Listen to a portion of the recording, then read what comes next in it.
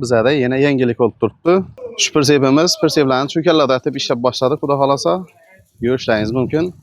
Persepimizning razmeri 1.30 ga 2.30 atib ishlayapmiz. Cho'kanlardan persepimiz bort balandligi 50 cm. Xudo xolasa buni hozir cho'kalish jarayonlarini ishlab ishlashini yetsaqni yuk ko'taradi. Hammasini bir qator ko'rsatib o'tamiz. İşleyiş tartibi togulayamiz maşından 12 voltda çıkadı bu.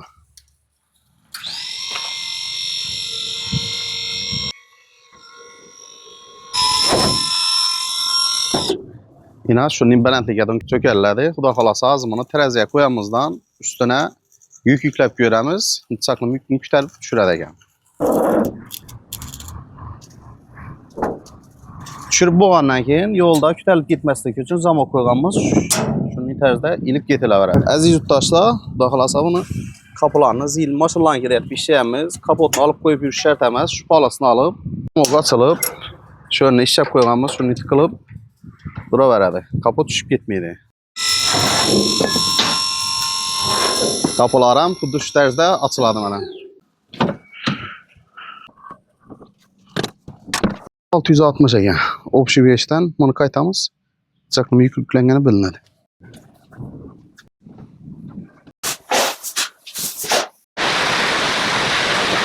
Shalimizni yuklab chiqdik. Shakllar chiqadi ekan, keyin cho'karishini ham ko'ramiz.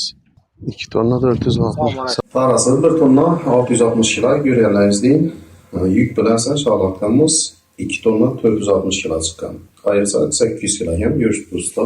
Qiynalmaydi, yaxshi cho'kib turibdi. 1 tonna olsam, xudo xolasa cho'karadi. Xudo xolasa shu polasini shunday olamiz.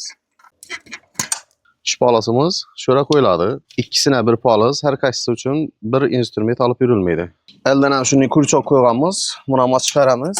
Bu ko'tarilib ketmasligi uchun straxovka qiladi. Xudo xolasa hozir cho'karishini ham ko'ramiz.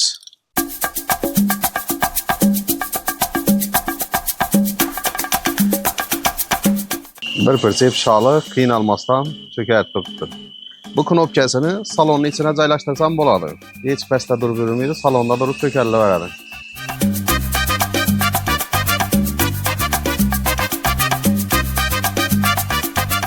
Yurtdoshlar, xudo xolasa persepimiz sotuvda bor. Bemalol avtopersepga murojaat etib kelaverasizlar. Persepimiz razmeri 1.30 ga 2.30, bort balandligi 50 cm. Narxına keladigan bo'lsak, narxi 15 milyon so'm. Kelishamiz. Bemalol kelaverasizlar.